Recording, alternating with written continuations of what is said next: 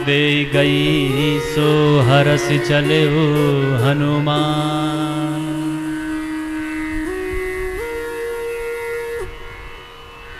अरे हनुमान, निश्चित रूप से तुम भगवान राम का कार्य करके आओगे, ऐसा मैं तुमको आशीर्वाद देती हूं, क्योंकि तुम बल और बुद्धि दोनों में निपुण हो।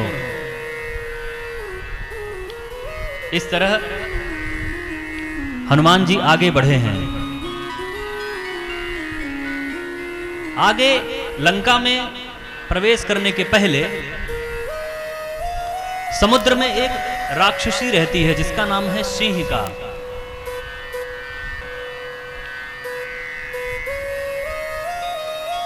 समुद्र के ऊपर जो कोई भी जीव जंतु उड़ रहा होता है उसको उसकी छाया से पकड़ लेती है और छाया को पकड़ करके ही उसे अपना भोजन बना लेती है।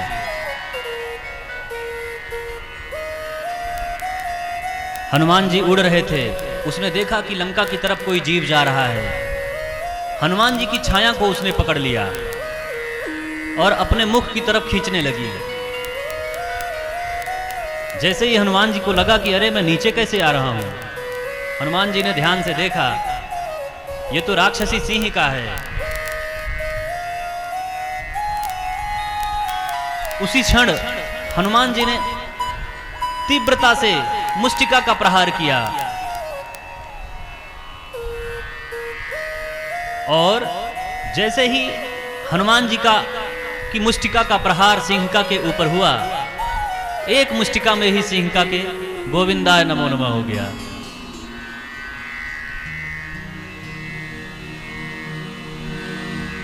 बोलिए हनुमान जी महाराज की। इस तरह सिंहिका के जाने के बाद, सिंहिका के मृत्यु के बाद बाबा तुलसी लिखते हैं, जो ये सिंहिका है ना, ये ईर्ष्या की प्रतीक है। जब जब मानव भक्ति की तरफ बढ़ता है, भगवान को पाने के लिए बढ़ता है, या किसी की भी वृद्धि हो रही होती है, तो अन्य लोगों के मन में ईर्ष्या का बीज आने लगता है। सिंहिका ईर्ष्या की प्रतीक है। हमारे अंदर ईर्ष्या नहीं होनी चाहिए। जिसको जिसके प्रारब्ध में जो मिलना होगा वो मिलेगा।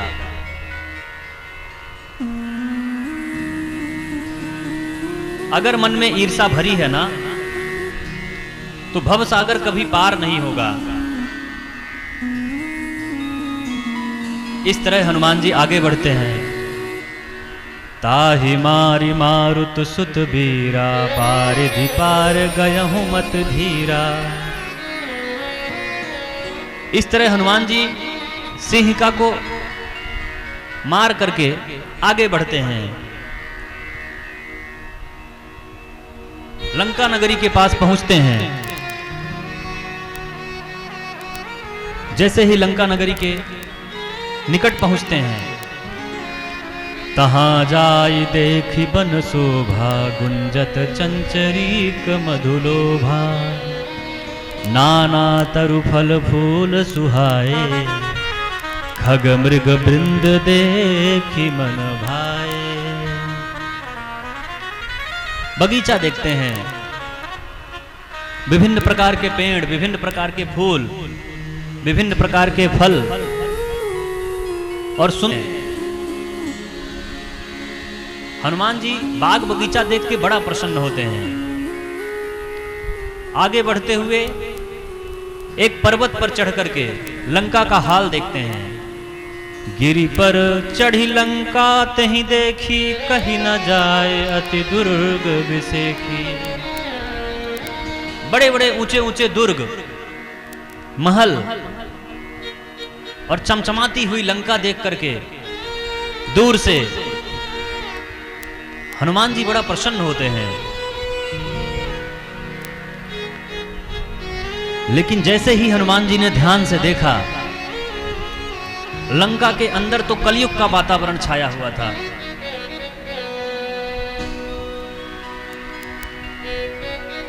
चारों ओर कलयुग जैसा वातावरण है। बड़ा विचित्र दृश्य हनुमान जी देखते हैं। बाबा तुलसी लिखते हैं, कनक कोटि विचित्र मणिकृत सुंदरायतना घना,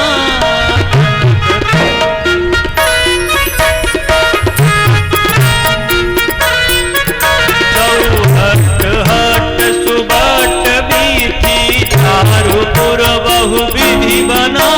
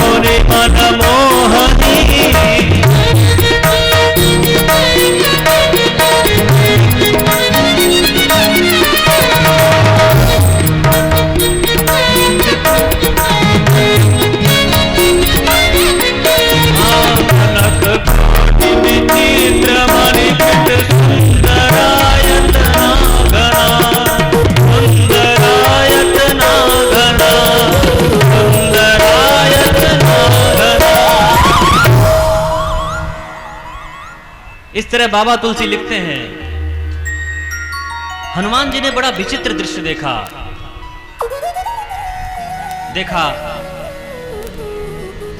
लंका के अंदर स्वर्ण की बड़ी बड़ी अटारियां बनी हुई हैं, बड़े बड़े महल बने हुए हैं, बाग बगीचा है,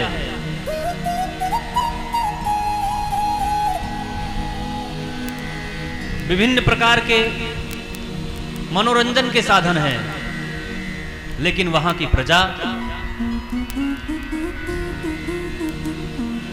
प्रजा सब कलयुग के आचरण में व्याप्त है।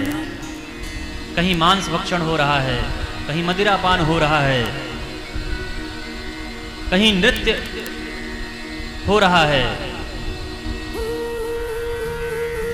बड़ा विचित्र माहौल देखा। बाबा ने केवल इशारा किया है, शायद यह वर्णन योग्य नहीं रहा होगा, इसीलिए बाबा ने लिखा, बड़ा विचित्र वातावरण है वहां का।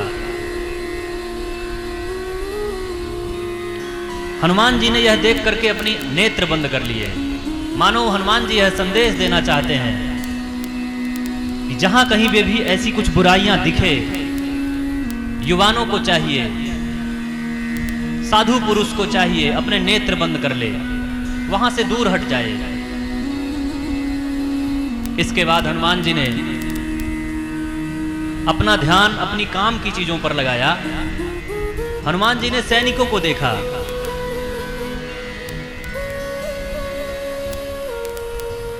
कि लंका के चारों ओर सैनिकों का बड़ा सख्त पहरा है। हनुमान जी को यह समझ में आया कि दिन में जाना ठीक नहीं है। हनुमान जी सायंकाल का वेट करने लगे, इंतजार किया। संध्या के समय जब रात्रि काल आ गया,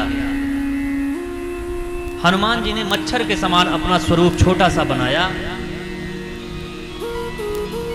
और लंका में प्रवेश करने के लिए गए। एक भाई मुझसे प्रश्न कर रहे थे कि हनुमान जी जब मच्छर के समान बने होंगे तो प्रभु श्री राम जी ने जो मुद्रिका दी थी उसका क्या हुआ? भगवान की मुद्रिका तो मच्छर से बड़ी थी।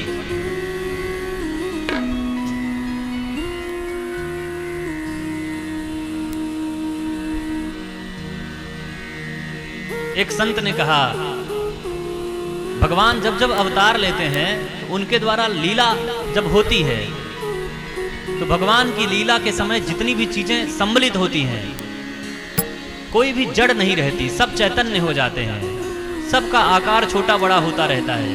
उदाहरण के लिए कृष्णा अवतार में जब भगवान आए हैं तो गोवर्धन जैसा विशाल पर्वत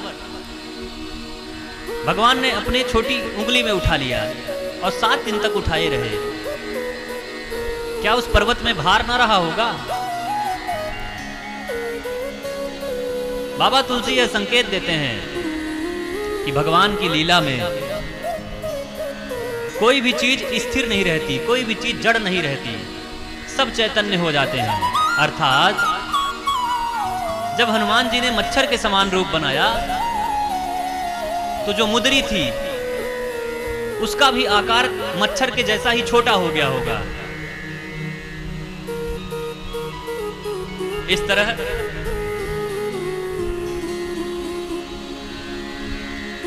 हनुमान जी की मुद्रिका, राम जी की मुद्रिका तो हनुमान जी के मुख में थी,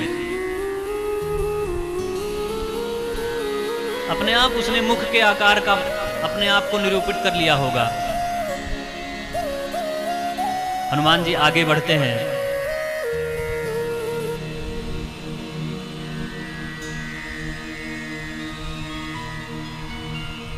लंका का पहरा एक लंकनी नामक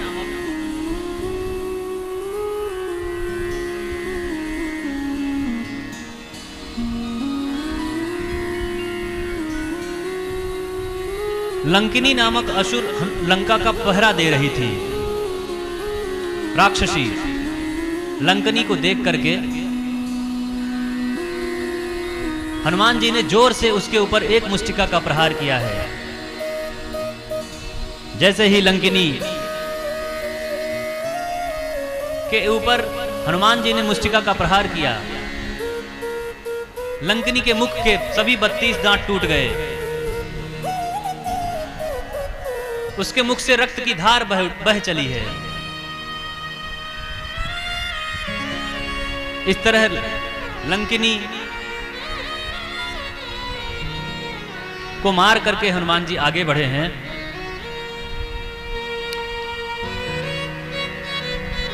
यहां तक हनुमान जी को बहुत सारी बाधाएं आई।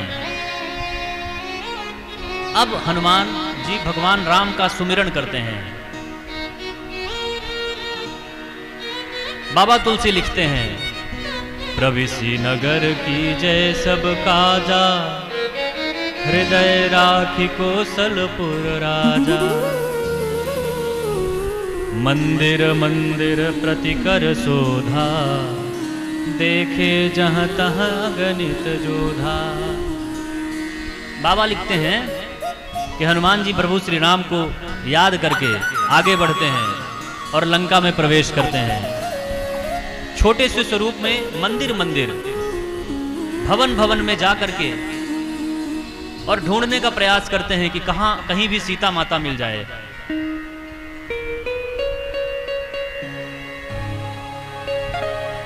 पूरी रात हनुमान जी ने ढूंढा। हनुमान जी को कहीं सीता माता का पता नहीं लगा।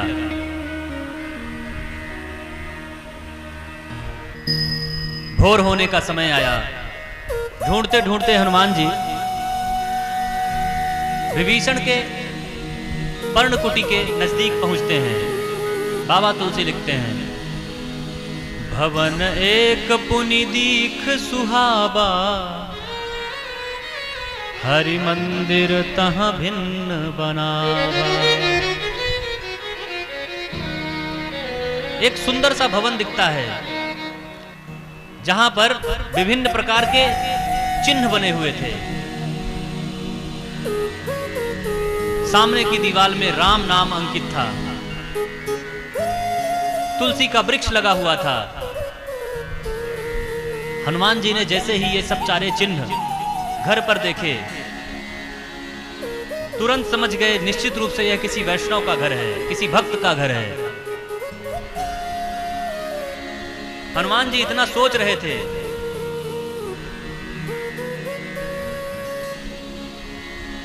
उसी समय हनुमान जी के मन में यह तर्क वितर्क चल रहा था, तभी विभीषण की निद्रा टूटी। राम राम तेहि सुमिरन कीन्हा, हृदय हरसि कपि सज्जन चीन्हा। हनुमान जी ने राम राम सुना। विभीषण ने जगते ही राम राम शब्द का उच्चारण किया। जैसे ही राम शब्द सुना, हनुमान जी को समझ में आ गया कि निश्चित रूप से यह कोई सज्जन का निवास है, यहाँ कोई सज्जन रहता है। हनुमान जी को पक्का हो गया कि भक्त का घर है। हनुमान जी ने सोचा, लंका नगरी में भगवान का इस तरह भक्त मिलना, अनुचर मिलना, यह सामान्य बात नहीं है।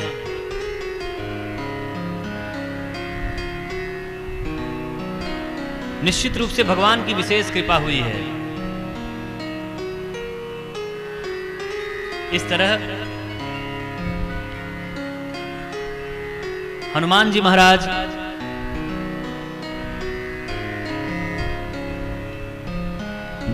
बाहर दरवाजे पर खड़े रहते हैं।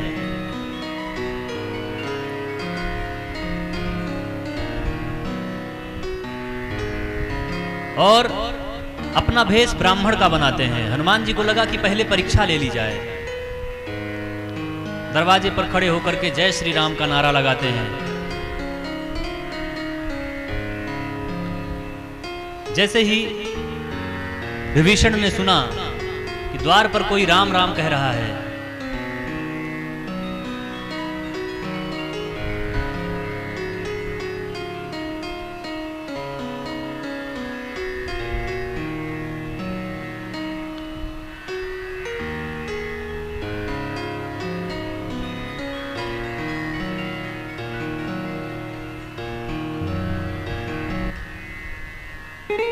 जैसे ही विभीषण ने सुना दरवाजे पर कोई राम राम कह रहा है, विभीषण जय श्री राम कहते हुए बाहर निकले हैं। हनुमान जी ने जैसे ही जय श्री राम का नारा सुना, प्रसन्न हो गए। हनुमान जी को समझ में आ गया कि निश्चित रूप से यह कोई ना कोई भक्त है। विभीषण को थोड़ा अचरज हुआ। लंका में सामान्यतः साधु संत तो आते नहीं हैं, पर आज ये ब्राह्मण के वेश में कौन आया है? कहीं ये साक्षात भगवान तो नहीं है? मेरे राम मुझे दर्शन देने तो नहीं आए हैं? विभीषण ने पूछा, आप कौन हैं?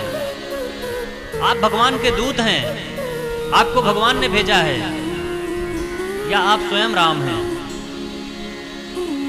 कृपा करके मेरे संशय को दूर करिए। हनुमान जी समझ गए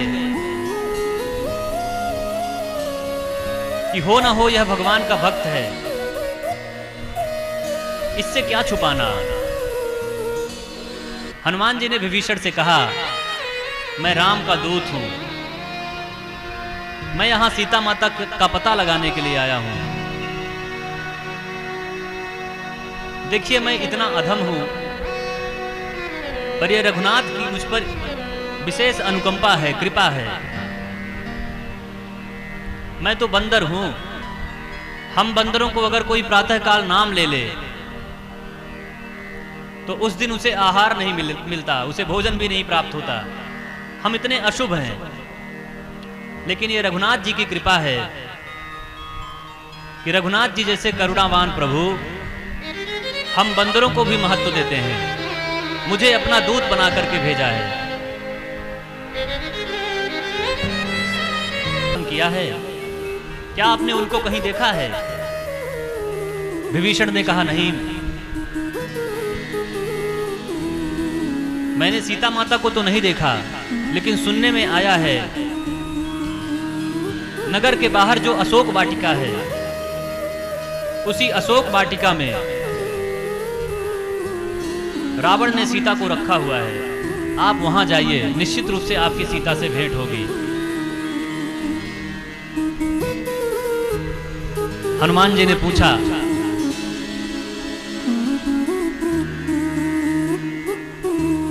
आप लंका में निश्चरों के बीच में, इतने राक्षसों के समूह में आप कैसे रहते हैं? विभीषण ने कहा, ठीक उसी तरह से जैसे दांत के बीच में जीभ रहती है, मैं उसी तरह से यहां राक्षसों के, असुरों के बीच में रहता हूं। हनुमान जी संकेत समझ गए। हनुमान जी ने कहा, यह तो बहुत अच्छी बात है।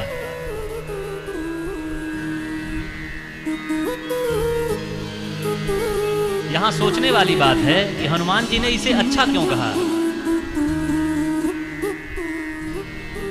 विभीषण तो अपनी समस्या बता रहे थे कि जैसे दांत के बीच में जीभ रहती है दबी हुई, वैसे ही मैं इन निश्चरों के बीच में रहता हूं, इन निशाचरों के बीच में रहता हूं।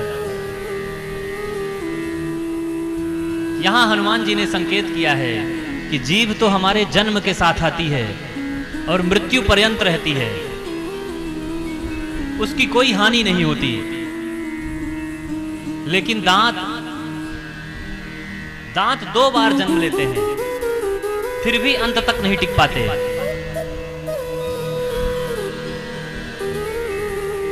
मानो बाबा तुलसी ये संकेत देते हैं कि जो दांत के जैसे कठोरता अपने जीवन में जड़ता को रखता है, वो ज्यादा दिन तक चल नहीं पाता। और जिसके अंतर जीभ के जैसी सहजता है, जीभ के जैसी कोमलता है, वही आयु भी लंबी पूर्ण करता है और जीभ से ही भगवान का नाम लेकर के व्यक्ति के जीवन का कल्याण भी होता है। मानो यहां संकेत देते हैं कि मानव का चरित्र जीव के जैसा कोमल निर्मल होना चाहिए। इस तरह रात्रि में किया है, क्या आपने उनको कहीं देखा है? विभीषण ने कहा, नहीं, मैंने सीता माता को तो नहीं देखा, लेकिन सुनने में आया है नगर के बाहर जो अशोक वाटिका है, उसी अशोक वाटिका में रावण ने सीता को रखा हुआ है। आप वहां जाइए, निश्चित रूप से आपकी सीता से भेंट होगी। हनुमान जी ने पूछा,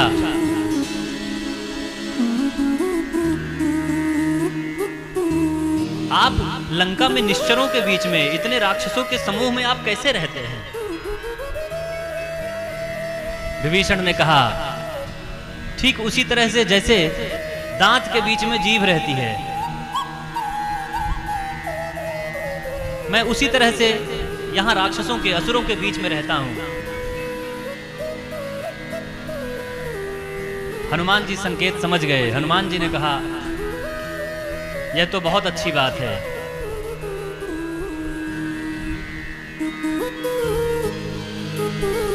यहां सोचने वाली बात है कि हनुमान जी ने इसे अच्छा क्यों कहा। विभीषण तो अपनी समस्या बता रहे थे कि जैसे दांत के बीच में जीभ रहती है दबी हुई, वैसे ही मैं इन निश्चरों के बीच में रहता हूं, इन निशाचरों के बीच में रहता हूं। यहां हनुमान जी ने संकेत किया है कि जीभ तो हमारे जन्म के साथ आती है और मृत्यु पर्यंत रहती है, उसकी कोई हानि नहीं होती।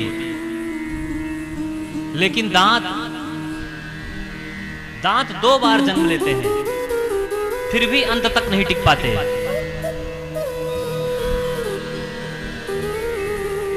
मानो बाबा तुलसी ये संकेत देते हैं कि जो दांत के जैसे कठोरता अपने जीवन में जड़ता को रखता है, वो ज्यादा दिन तक चल नहीं पाता। और जिसके अंतर जीभ के जैसी सहजता है, जीभ के जैसी कोमलता है, वही आयु भी लंबी पूर्ण करता है और जीव से ही भगवान का नाम लेकर के व्यक्ति के जीवन का कल्याण भी होता है।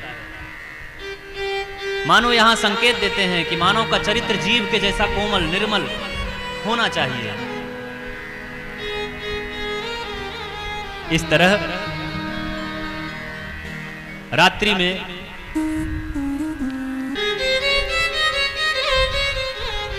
हनुमान जी ने दूर से माता जानकी को देखा है। बाबा तुलसी लिखते हैं, निज पद नयन दिए मन, अपने पैर के अंगूठे को देखते हुए भगवान श्री राम के पद कमल का स्मरण कर रही हैं। लगातार सीता माता श्री रघुनाथ के चरण को याद कर रही हैं और उनकी दृष्टि एकटक अपने पैर के अंगूठे पर है। हनुमान जी जाते हैं और उस बट वृक्ष के ऊपर बैठ जाते हैं। उसी समय तही अवसर रावण तहावा, संग नारी बहु किए बनावा। ठीक उसी समय अशोक वाटिका में रावण आता है, सीता माता को कहता है, एक बार विलोक मम ओरा। अरे सीते, एक बार मेरी तरफ देखो तो।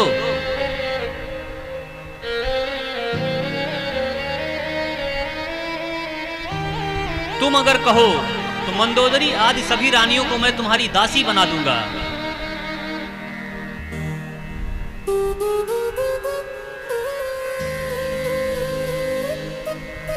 एक बार मेरी तरफ देख तो सही। के सामने बार बार मौन रहना भी ठीक नहीं है, इसे कुछ न कुछ प्रत्युत्तर देना जरूरी है। पास में पड़े हुए तिनके को उठा करके सीता माता उस तिनके के ओट पे, तिनके को ओट सहारा लेकर के, तिनके का सहारा लेकर के रावण को संबोधित करते हुए कहती हैं, अरे रावण,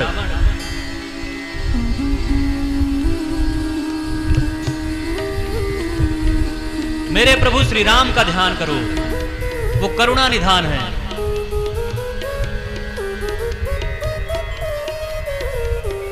हो सकता है वो तुम्हें क्षमा कर दें।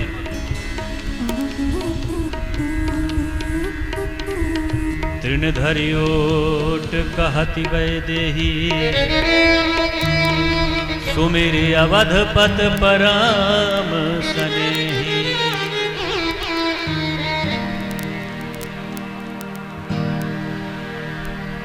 जैसे ही रावण ने यह सुना, रावण ने तलवार निकाल ली और डराने लगा। सीता माता कहती हैं, सुनो रावण,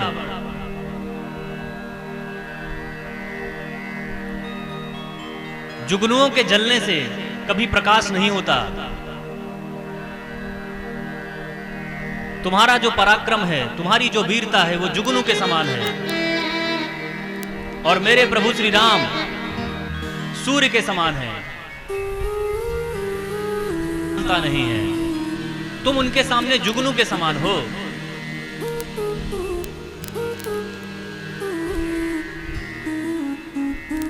रावण खड़ग उठा करके प्रहार करने का प्रयास करता है। इतने में मंदोदरी ने रावण का हाथ पकड़ लिया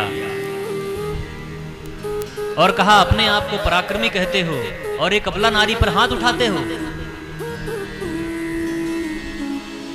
कहां गया तुम्हारा पराक्रम? अत्यधिक क्रोध में है रावण। मंदोदरी के कहने पर रावण कहता है, सीता, मैं तुम्हें 1 मास का समय देता हूं। 1 महीने के अंदर अंदर अगर तुमने अपना हठ नहीं छोड़ा, अपना मन नहीं बदला, तो बलपूर्वक मैं तुम्हारा हरण कर लूंगा। सभी राक्षसियों को रावण यह संकेत देता है कि सीता को त्रास दो, डराओ, धमकाओ और मनाओ, किसी तरह भी इसे मनाओ। राक्षसियां विभिन्न विभिन्न रूप बना करके सीता माता को डराने का प्रयास करती हैं। रावण के जाने के बाद विभीषण की एक पुत्री है त्रिजटा। त्रिजटा आती है और त्रिजटा कहती है, सुनो, आज रात में मैंने एक स्वप्न देखा है। इधर आओ, मैं तुम सबको पहले स्वप्न बता दूं अपना। मैंने सपने में देखा कि एक बंदर आया है और उसने पूरी लंका को जला दिया है। हनुमान जी वट वृक्ष के ऊपर बैठे हुए हैं, सब सुन रहे हैं। हनुमान जी ने मन ही मन प्रभु को प्रणाम किया कि निश्चित रूप से यह राक्षसी के मुंह से मेरे भगवान मुझे आदेश दे रहे हैं। हनुमान जी बोले तथास्तु, ऐसा ही होगा।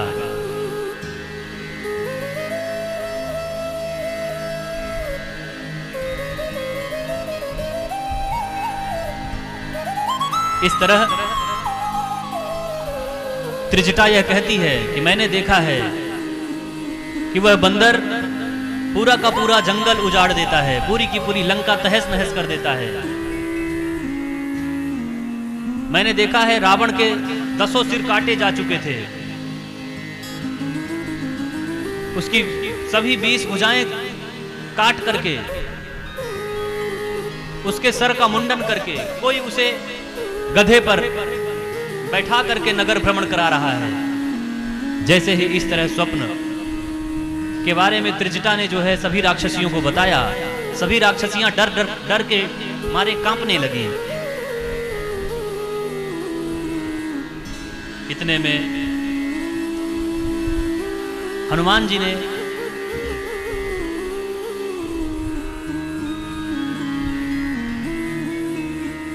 माता की ओर देखा। हनुमान जी इंतजार करते रहे। जैसे ही सभी राक्षसियां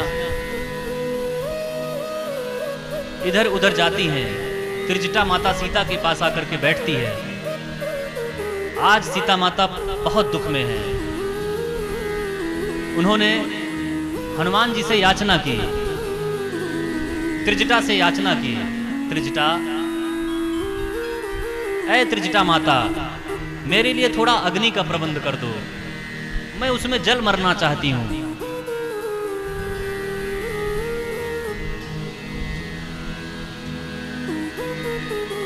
त्रिजटा ने समझाया, बेटी थोड़ा धैर्य रखो। सीता माता ने कहा, मुझे प्रभु का वियोग सहन नहीं हो रहा है।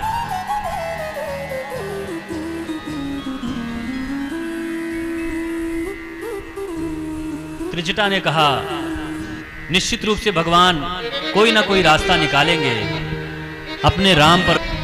उसी समय भगवान राम की मुद्रिका को नीचे गिरा देते हैं। जैसे ही वह मुद्रिका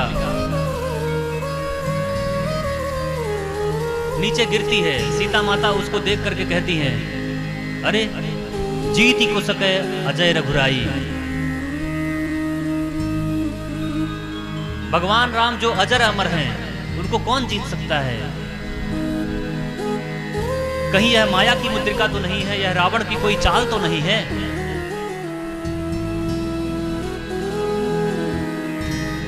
इतना विचार कर ही रही थी,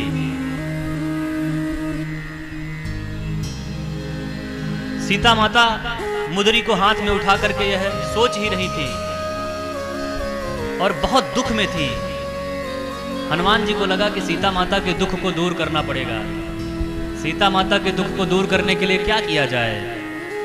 हनुमान जी ने राम कथा प्रारंभ कर दी। मानो हनुमान जी ने यह संकेत किया, जब कभी भी आप दुखी होइए, भगवान की कथा का सहारा लीजिए। कोई न कोई था सीता माता के समक्ष गाई है। सीता माता नेत्र बंद करके अंदर ही अंदर परम सुख को प्राप्त किया है। सीता माता ने कहा, इतनी सुंदर कथा सुनाने वाले कौन हैं? सामने तो आओ। हनुमान जी सामने आने से रुक रहे हैं, कतरा रहे हैं, मानो हनुमान जी यह इशारा दे रहे हैं। कथा का वक्ता कैसा भी हो, कथा का महत्व होना चाहिए। इस तरह हनुमान जी अपना छोटा सा स्वरूप लेकर के सीता माता के समक्ष उपस्थित होते हैं। सीता माता हनुमान जी को देख के दूसरी तरफ मुख फेर लेती हैं। हनुमान जी ने कहा, मां, अभी तुम मुझे पुकार रही थी, बुला रही थी, और मेरे सामने आने के बाद तुमने मुख दूसरी तरफ मोड़ लिया, क्या बात है? सीता माता ने कहा, अब मेरा भरोसा किसी पर नहीं है। रावण भी भिक्षाम देहु माते, मां कह करके भिक्षा मांगने आया था, अब मैं कैसे भरोसा मान लूं? हनुमान जी समझ गए। तब हनुमान जी ने सीता माता को जानकी शब्द से संबोधित किया। हनुमान जी ने कहा, रामदूत मैं मातु जानकी। ऐ माता जानकी, मैं प्रभु श्री राम का दूत हूं। सत्य शपथ करुणा निधान की, करुणा निधान की शपथ खा करके मैं कहता हूं। जैसे ही ये दो शब्द सुने, जानकी और करुणा निधान, राम जी सीता माता को जानकी शब्द कह करके संबोधित करते थे, और यह बात सीता माता के अलावा और कोई नहीं जानता था। और सीता माता भगवान श्री राम को करुणा निधान कह करके संबोधित किया करती थी। जैसे ही यह शब्द सुना, सीता माता को पक्का भरोसा हो गया कि निश्चित रूप से इसे मेरे प्रभु ने ही भेजा है। सीता माता ने कहा, पुत्र मेरे समीप आओ पुत्र। हनुमान जी सीता माता के चरणों में बैठ जाते हैं।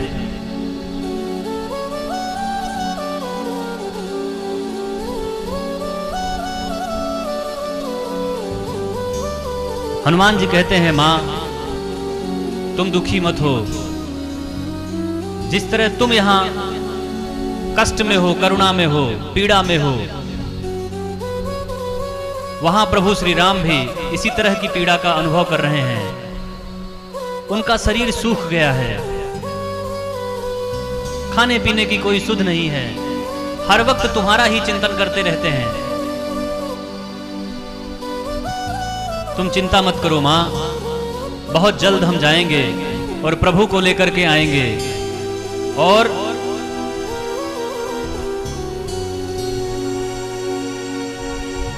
हमारी पूरी बंदर भालुओं की सेना आएगी और लंका पर विजय प्राप्त करेंगे। सीता माता ने जैसे ही यह शब्द सुना, बोला, सभी बंदर तुम्हारे जैसे ही हैं क्या? बोला, हाँ मां, सभी बंदर तो मेरे जैसे ही हैं। बोले, फिर ऐसा करना कि उनको विचारों को लेकर के मत आना। यहां जो राक्षस हैं अति मायावी हैं, ये सब तुमको पकड़ पकड़ करके खा जाएंगे।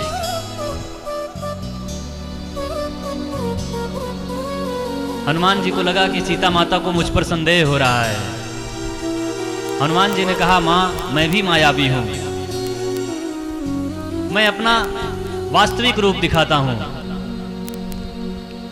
कनक भूधराकार शरीरा, समर भयंकर अति बलबीरा। पर्वताकार शरीर, पृथ्वी पर उनके चरण और आकाश में उनका सर। जैसे ही इतना बड़ा स्वरूप देखा, सीता माता के मन में भय आ गया। सीता माता डरने लगी। सीता माता ने कहा, बस बस बेटे, छोटा हो जा, मुझे अब पूरा भरोसा हो गया तेरे ऊपर। सीता माता ने कहा, मैं मान गई तेरे बल पर, तेरे प्रताप पर। हनुमान जी ने हाथ जोड़ लिया, मां, इसमें मेरा कोई प्रताप नहीं है, यह सब तो श्री रघुनाथ जी का प्रताप है। मैं तो बुद्धिहीन हूं, कुरूप हूं, गुणहीन हूं। जैसे ही सीता माता से हनुमान जी ने कहा कि मैं बुद्धिहीन हूं, गुणहीन हूं, सीता माता ने कहा, नहीं पुत्र, आज के बाद ऐसा कभी मत कहना। मैं तुझे आशीर्वाद देती हूं। आशीष दीन राम प्रिय जाना, होहु तात बलशील निधाना। अजर अमर गुण निधि सुत हो, करहु बहुत रघुनायक छोहु। जाओ पुत्र, मैं तुझे आशीर्वाद देती हूं, तुम बल और शील के निधान हो जाओगे, अजर अमर हो जाओगे। समस्त प्रकार की गुण, समस्त प्रकार की निधियां, संपत्तियां, सिद्धियां सब तुमको प्राप्त हो जाएंगी। अष्ट सिद्धि नवनिधि की दाता, असबर दीन जानकी माता। और ये मेरा आशीर्वाद है कि भगवान श्री राम तुझे सदैव प्रेम करेंगे। जैसे ही इस तरह का आशीर्वाद प्राप्त किया, हनुमान जी अंदर ही अंदर गदगद हो गए, प्रसन्न हो गए। माता के चरणों को बार बार प्रणाम करके हनुमान जी ने कहा, मां मुझे भूख लगी है, आशीर्वाद दो, मैं ये फल फूल खाना चाहता हूं। मां के मन में भय है, अभी अभी इसको बेटा कहा है और कहीं ये असुरों से भिड़ जाए और असुर कुछ इसका अहित न कर दें। हनुमान जी ने कहा, अजर अमर होने का वरदान देती हो और ऊपर से संदेह भी करती हो। अरे मां, मुझे कुछ नहीं होगा, बस आशीर्वाद दो। इस तरह माता से आशीर्वाद लेकर के हनुमान जी रावण के बगीचे में जाते हैं। जाते जाते सीता माता ने कहा, पुत्र, जो फल गिरे हुए होंगे उन्हीं को खाना। हनुमान जी पहुंचे, देखा यहां तो एक पत्ता भी गिरा हुआ नहीं है, फल की तो दूर की बात, क्या किया जाए। हनुमान जी बल बुद्धि निधान हैं। एक पेड़ को उठाया और धड़ाम से जमीन पर पटक दिया।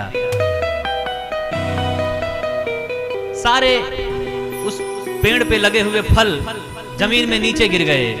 हनुमान जी नीचे से वो सारे फल उठा उठा के खाने लगे। सीता माता का कहना भी हो गया और हनुमान जी का काम भी हो गया। बोलिए हनुमंत लाल महाराज की।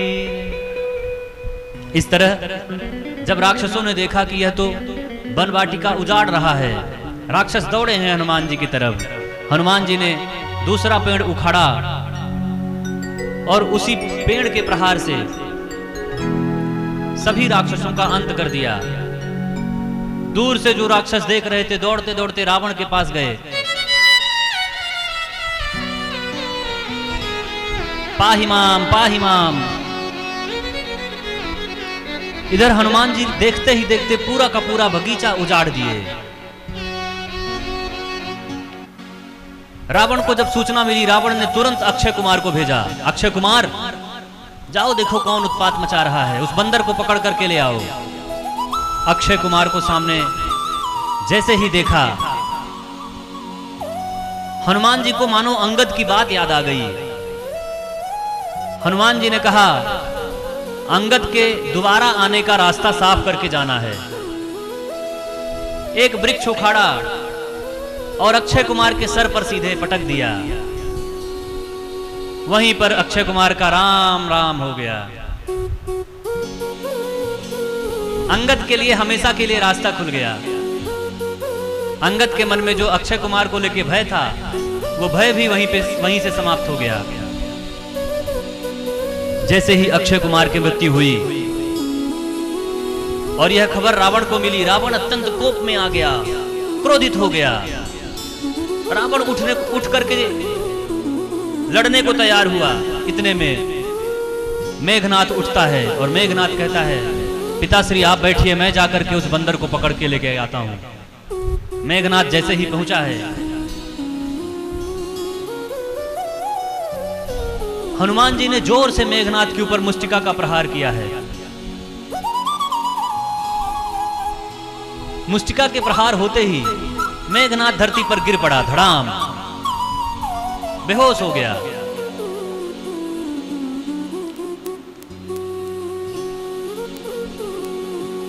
मेघनाथ को लगा कि अब मैं हार जाऊंगा।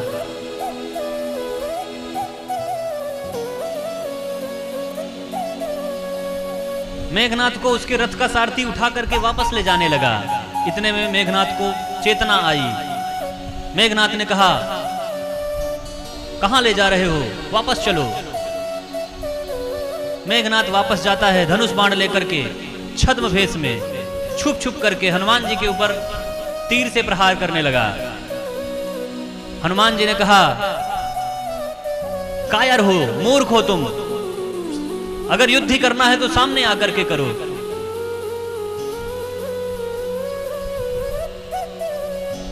मेघनाथ सम्मुख आता है, हनुमान जी उसे अपने हाथों से उठा लेते हैं। मेघनाथ जब ऐसी असमंजस स्थिति में पड़ा, तुरंत उसने ब्रह्मास्त्र संधान कर दिया। जैसे ही हनुमान जी ने ब्रह्मास्त्र देखा, बजरंगबली को समझ में आ गया कि अगर मैं इस ब्रह्मास्त्र की लाज नहीं रखूंगा तो इस ब्रह्मास्त्र की महिमा अमिट हो जाएगी, इसकी महिमा कम हो जाएगी। हनुमान जी हाथ जोड़ करके खड़े हो जाते हैं। ब्रह्मास्त्र के लगने के बाद हनुमान जी कुछ क्षण के लिए मूर्छित हो जाते हैं। हनुमान जी मूर्छित होकर के गिरते हैं। मेघनाथ ने उन्हें नाग पास में बांधा है और सभी बचे हुए राक्षसगण हनुमान जी को पकड़ करके रावण की सभा में लेकर के जाते हैं। रावण की सभा में हनुमान जी को देख करके कई असुर हंसने लगे।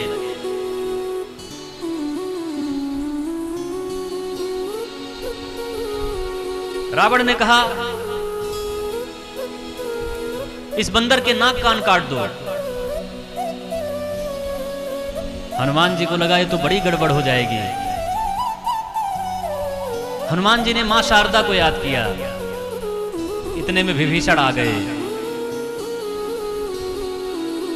विभीषण ने कहा कि बंदर को इस तरह से मारना उचित नहीं है। यह राम का दूत बन के आया है, दूत को मारना शोभा नहीं देता एक राजा को। आप ऐसा करिए, इसकी कुछ और हानि कर दीजिए। रावण को यह बात जच गई। रावण ने कहा, कप की ममता पूंछ पर। बंदरों की जो ममता है पूंछ पर होती है। ऐसा करो, तेल घी लगा करके, कपड़ा मंगा करके इसकी पूंछ पर लपेटो, आग लगा दो। हनुमान जी समझ गए, बस मेरा काम तो आसान हो गया।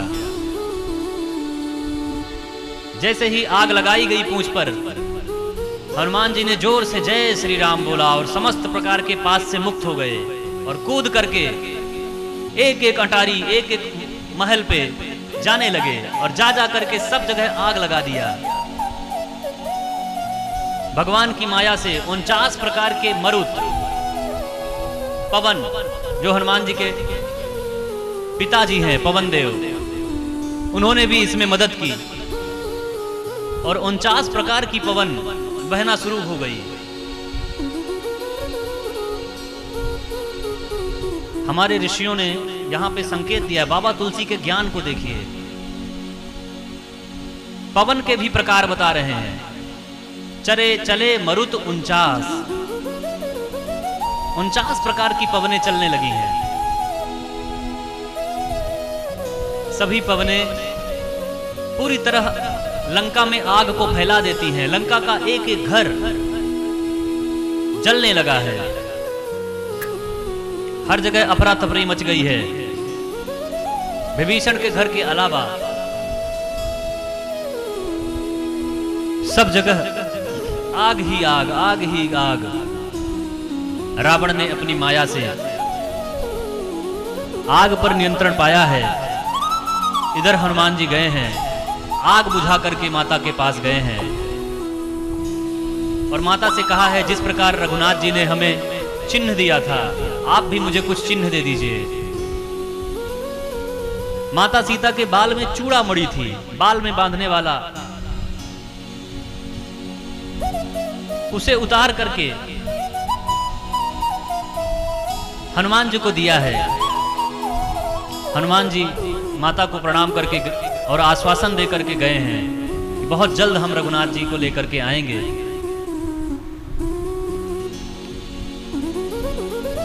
इस तरह हनुमान जी प्रभु के पास पहुंचते हैं। सबसे पीछे खड़े हैं अपनी टोली में। भगवान ने बुलाया, हनुमान जी आए और प्रभु के चरणों पे गिर गए। मेरा कोई प्रताप नहीं है, मैंने कुछ नहीं किया है, सारा कुछ आपका प्रताप है प्रभु। जो कुछ भी हुआ है आपकी कृपा से हुआ है। राम नाम इतना पावन है कि राम नाम के प्रभाव से यह सब हुआ है। इस तरह हनुमान जी भगवान को बारंबार प्रणाम करते हैं और सीता माता की सारी व्यथा बताते हैं। सीता माता के दुख को देख करके भगवान के नयन भीग आते हैं। भगवान श्री राम तुरंत अपनी सेना इकट्ठा करके, बंदर भालुओं को सबको एकत्र करके लंका की ओर प्रस्थान करते हैं। आज समुद्र के किनारे पहुंच करके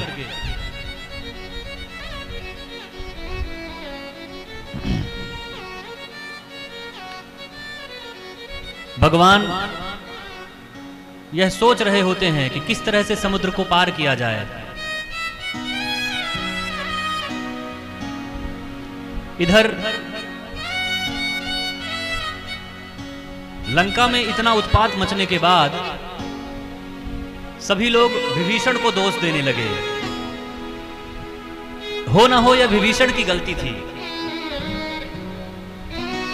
आज विभीषण के मन में आया, क्यों ना मैं प्रभु, विभीषण के मन में आया कि क्यों ना मैं रावण को जा करके जैसे ही विभीषण ने कहा सीता माता को लौटा दीजिए, राम साक्षात ईश्वर हैं। रावण कुपित होकर के जोर से पग प्रहार करता है विभीषण के ऊपर, निकल जा दुष्ट, तेरी वजह से पूरी लंका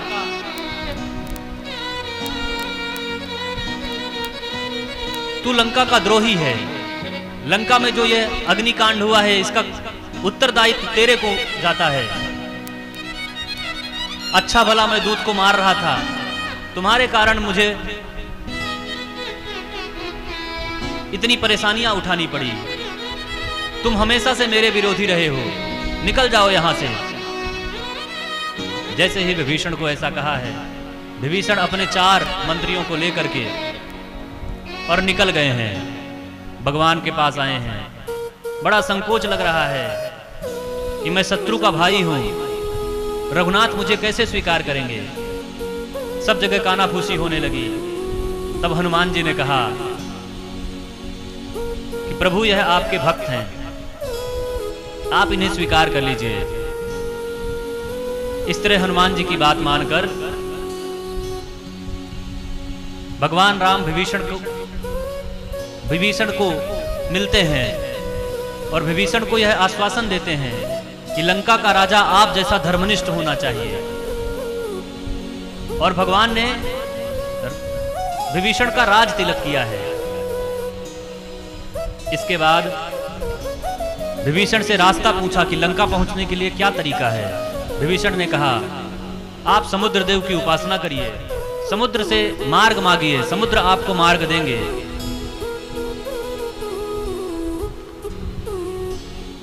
3 दिन बीत गए उपासना करते हुए। जब समुद्र देव ने कोई मार्ग नहीं दिया,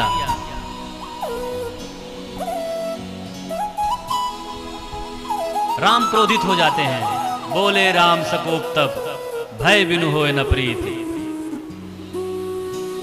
बाण उठा लेते हैं, अभी के अभी मैं सारा समुद्र सुखा देता हूं। जैसे ही बाण का संधान किया है, समुद्र देव प्रकट हो गए हैं। पाहि माम पाहि माम, प्रभु मेरी रक्षा करिए।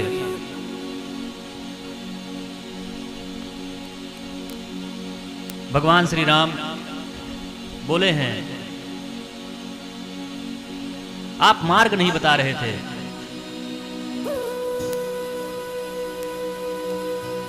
बोले आपकी सभा में दो ऐसे बंदर हैं जिनको यह वरदान प्राप्त है, वो जिस पत्थर को छू लेंगे वो पानी पर तैरने लगेगा। इनके सहारे से आप एक पुल का निर्माण करिए और इस तरह आप लंका चले जाइए। नल और नील उद्यत होते हैं और एक एक कंकड़, एक एक पत्थर उठा करके उसे जमाने का प्रयास करते हैं। एक नई चुनौती आती है, समुद्र की धारा से सारे पत्थर इधर उधर बहने लगते हैं। आपस में यह निर्णय हुआ कि इन पत्थरों को जोड़ा कैसे जाए।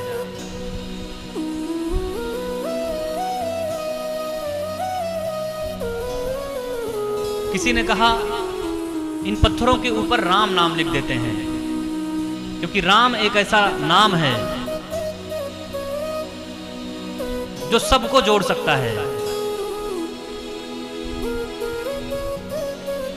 इस तरह सभी पत्थरों के ऊपर राम नाम लिखा गया। सभी पत्थर एक दूसरे के साथ जुड़ते चले गए। राम नाम की महिमा अद्भुत है।